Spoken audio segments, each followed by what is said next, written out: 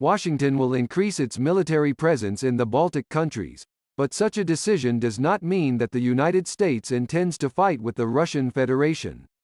This was announced on Tuesday, February 22, by the President of the United States, Joe Biden, speaking at the White House.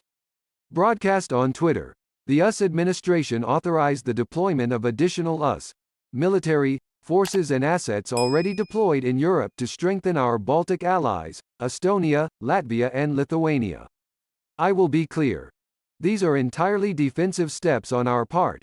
We have no intention of fighting Russia, the American leader emphasized.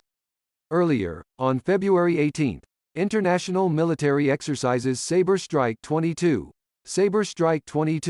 started in Latvia under the leadership of the Command of the US Armed Forces in Europe.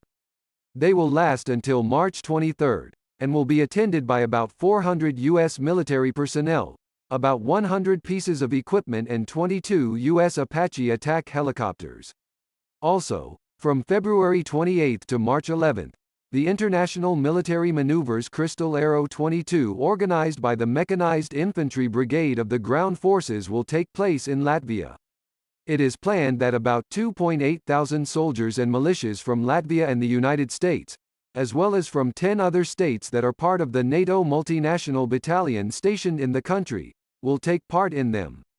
In addition, more than 300 units of air and ground equipment will be involved.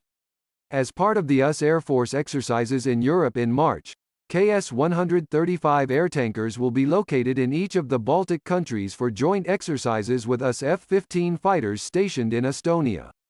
On February 20, Polish Minister of National Defense Mariusz Blaszczak announced joint military exercises between US and Polish soldiers on the border with Ukraine.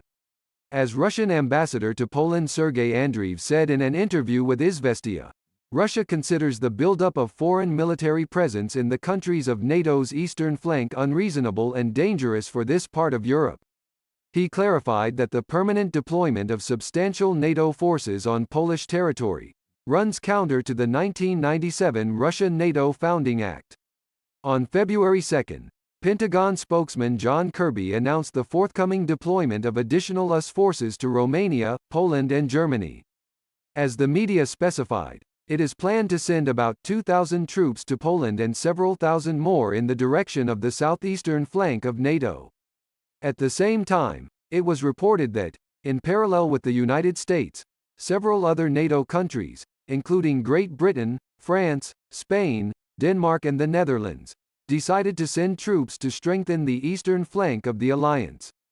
At the end of 2021, the press secretary of the President of the Russian Federation Dmitry Peskov said that the Kremlin sees the West's clearly aggressive rhetoric on Ukraine and media stuffing about Russia's allegedly planned invasion of this country.